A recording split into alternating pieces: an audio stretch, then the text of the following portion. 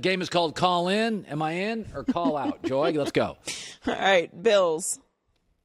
Buffalo, I'm Col-In. I'm in. First of all, they played a Miami defense that's very well coached and a Jets defense that last year at the end of the year played very well, and yet they ranked top 5 in total yards. The Josh Allen, Stephon Diggs pairing is not only working, it's working fast. So Diggs has 240 yards receiving. That's the most receiving yards in the NFL. And again, I think this is a really elite coaching staff. The GM and the coaching staff, head coaching staff, is very aligned. I'm in on this. This is a playoff team. Steelers, call in or call out? Call out. First of all, Jeff Driscoll got down to a 4th down at the 15-yard line. Jeff Driscoll, or they beat them. The Steelers' offense is poor on 3rd down. Now, they were missing some offensive linemen this week, but they're still, in the last 25 games, they've had 1 or more turnovers. Like, that leads the NFL by a long shot. Too many mistakes, bad on 3rd down. I need 2 more weeks. All right, how about the Titans? Col-In. They know what they are. Steven Gostkowski now, he stunk to start the year, but he did hit a game winner in week 1 and a game winner this week. The other thing is I like self-identity. They've got a tough, physical coach. He's a big guy. They run the football, and this is what I got to say about their offense. Since Ryan Tannehill has started, I struggle with Tannehill. 28 touchdowns, 5 picks, 120 quarterback rating. I give up. The bottom line is Arthur Smith, the offensive coordinator, has elevated Tannehill. Tannehill is very dependable. You got to forget what he did in Miami. Tannehill's a different quarterback here. He's dependable and will throw the ball downfield. The Las Vegas Raiders. I'm call out, although I love last night. Here's going to be a big problem. Defensively, they're 30th in yards allowed. They allow 6.6 yards a play. That is a big Vegas stat. That is way too many yards per play. And remember, one of the teams they played was New Orleans, who didn't throw the ball downfield. So they're 31st in sacks. They're 25th in takeaways. What does it mean? They're going to have to win games by shootouts. And you can do that, but if you start going on the road in Denver and Kansas City later in the year, and now you got to go to New England with that defense, they have one way to win. It's a shootout. It's wildly entertaining, but I don't think you can win a division just with shootouts. Remember, Kansas City got good last year when the defense arrived in Week 11. You got to be able to make stops. The Raiders can't. The Green Bay Packers. Col-In. Listen, I do think they can be too dependent on Devontae Adams, although I think they're trying to build other receiving targets. I wish they threw to the tight end more, but they lead the league in scoring. Aaron Jones leads the NFL in rushing, and here's what's impressive. They have faced 2 teams, Mike Zimmer, defensive head coach, Matt Patricia, defensive head coach.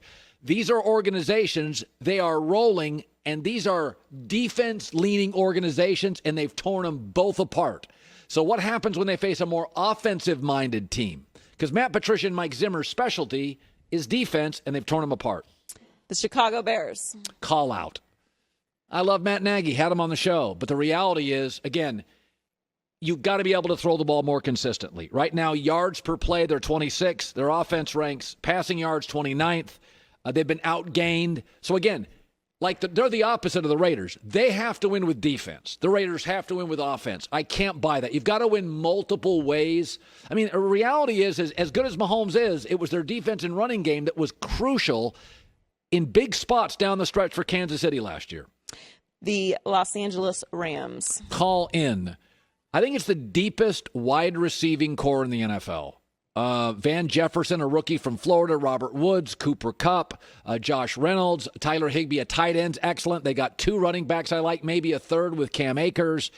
And it is just nothing but misdirection. Now, maybe the league catches up to it, but the Todd Gurley situation felt like it was sort of a walking on eggshells. This is a young, fast, loose team.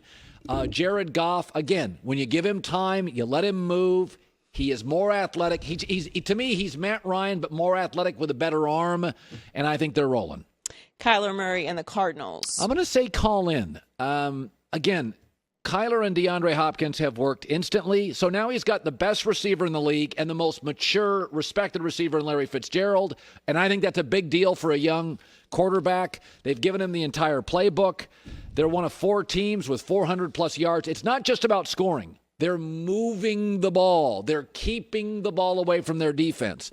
And this kid is the great play extender. If you've not seen Arizona play, he is just everything. And the other thing, because like Russell Wilson, he's a baseball player, he doesn't get hit. He's a great slider. Aaron Rodgers still, Carson Wentz, they kind of roll, they slide. I don't feel great. He doesn't get hit. He doesn't get grabbed. He doesn't get grabbed. He doesn't get hit. So I think Arizona, I'm in on, in on him, meaning I think they'll be vying for a playoff team. He's so fun to watch. Yeah. Finally, your guy, Russell Wilson and the Seattle Seahawks. Absolutely Col-In. Listen, they would, I think last year, had they not had cluster injuries at running back, they could have gone to Green Bay and won. They are one of 4 NFL teams to have multiple receivers with 150 receiving yards and a receiving touchdown this year. I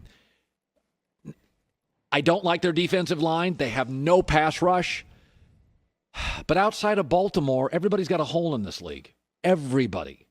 So what they do well, they're really good at. And I will say this, between Quadre Diggs and Jamal Adams and Bobby Wagner, they got 3 thumpers on defense.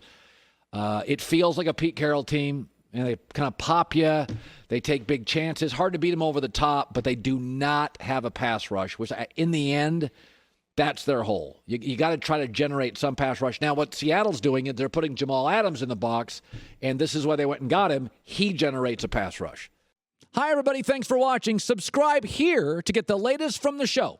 Also, be sure to check out more of the best clips from The Herd or go watch a few segments from other shows on FS1.